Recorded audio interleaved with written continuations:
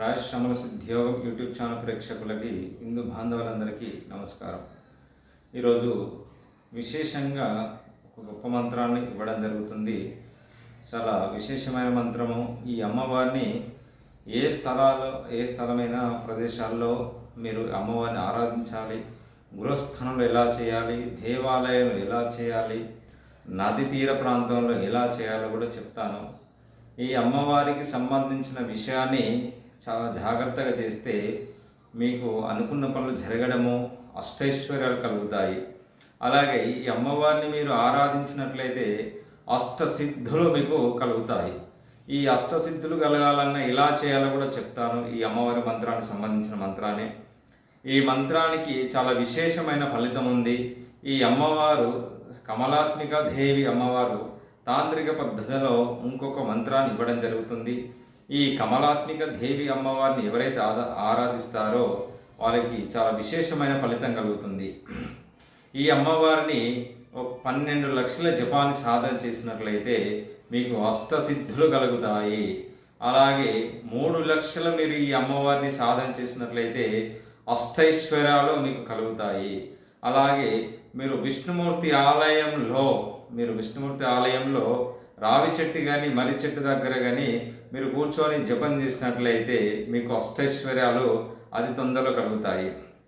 అలాగే ఈ అమ్మవారిని శివాలయంలో ఆరాధించినట్లయితే మీకు అష్టసిద్ధులు కలుగుతాయి.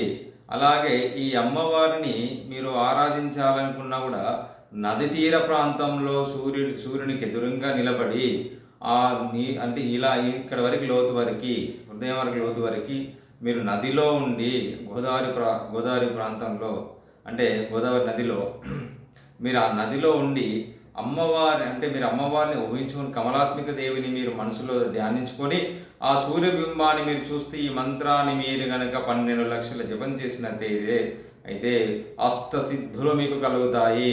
అంటే మీకు అష్టసిద్ధులు కలగడం వల్ల మీరు అనుకున్నది జరుగుతుంది. ప్రపంచంలో మీరు ఏది అనుకుంటే జరుగుతుంది.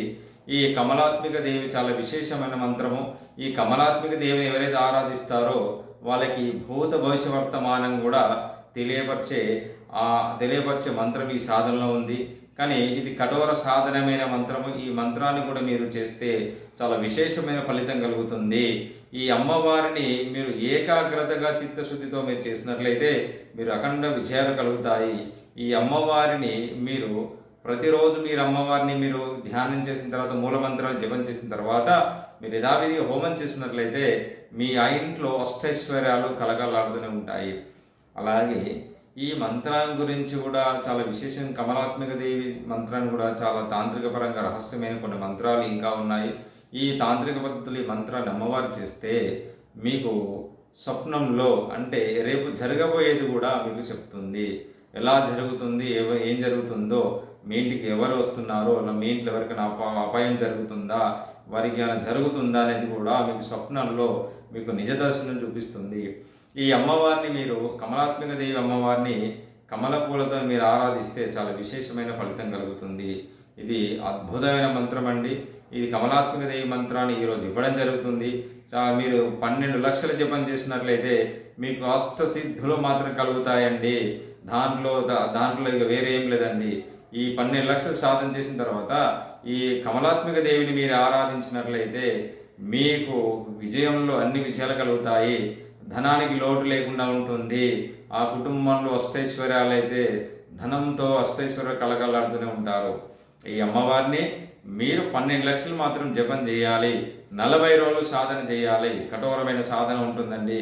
కమలాత్మిక దేవి అనేది చాలా విశేషం, తక్కువ అంచనా కాదండి. మీ అమ్మవారు అన్ని అమ్మవార్లకు ఈ కమలాత్మిక దేవి అమ్మవారిని మీరు ఆరాధిస్తే మీకు సిద్ధి కలిగేటప్పుడు కూడా మీకు కొన్ని ఆరోగ్య సమస్యలు ఎదురైతే కూడా మీరు భయపడాల్సిన అవసరం లేదండి. మీరు సిద్ధి కలుగుతుంది కనుక ఈ ఆరోగ్య సమస్యలో కొన్ని కుటుంబాలు ఎవరికైనా ఆరోగ్య సమస్యలు రావడం జరుగుతుంది. అలాగే మీరు అలా వచ్చినప్పుడు భయపడాల్సిన అవసరం లేదు. ఈ సాధన మీరు ఏకాగ్రతగా మీరు అదేలా కంటిన్యూ చేస్తే మీకు విశేషమైన ఫలితం కలుగుతుంది.